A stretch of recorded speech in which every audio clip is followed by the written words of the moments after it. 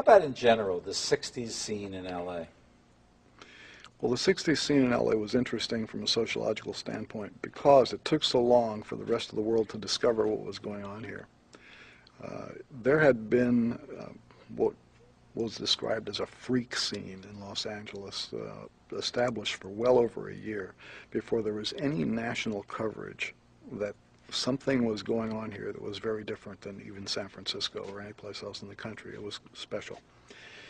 And the driving force behind this particular sociological development was a guy named Vito, who was a painter-sculptor, who was the,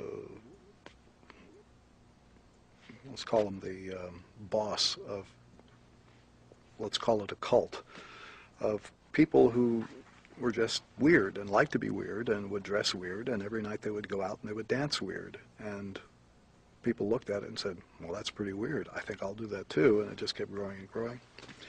Vito was in his 60s then, and he was out just flailing all over the place every night. And I came in from Cucamonga, which is where I was living before I moved to Hollywood, and saw this and went, whoa, this is definitely quite unique.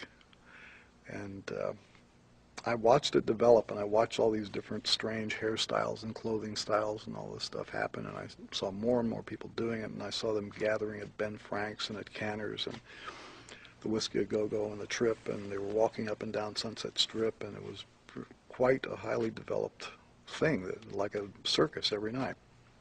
Finally, a year and a half later, it was either Time or Newsweek did an article on unisex hairdos, and had a photograph of a guy that we knew as Beetle Bob, eventually to become known as Buffalo Bob, who had a kind of Prince Valiant haircut and wore velvet jackets, and they had a photograph of him, and it was like this shocking thing that a man had hair that looked sort of unisex.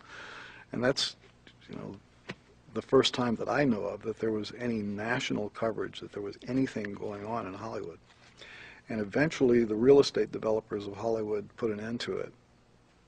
They complained to the police that these people with these strange hairdos and clothes were reducing their property value along Sunset Boulevard. Something had to be done about it because they were walking up and down the street.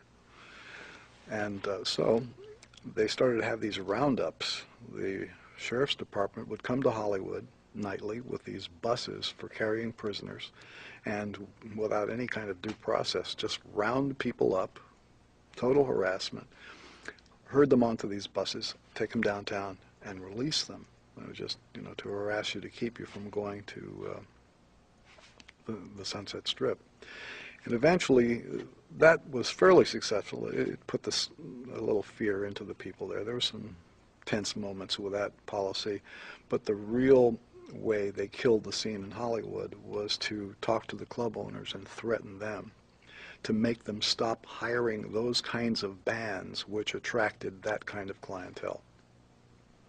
And by that time, they had virtually destroyed whatever scene was developing in Hollywood, and that's when we moved to New York.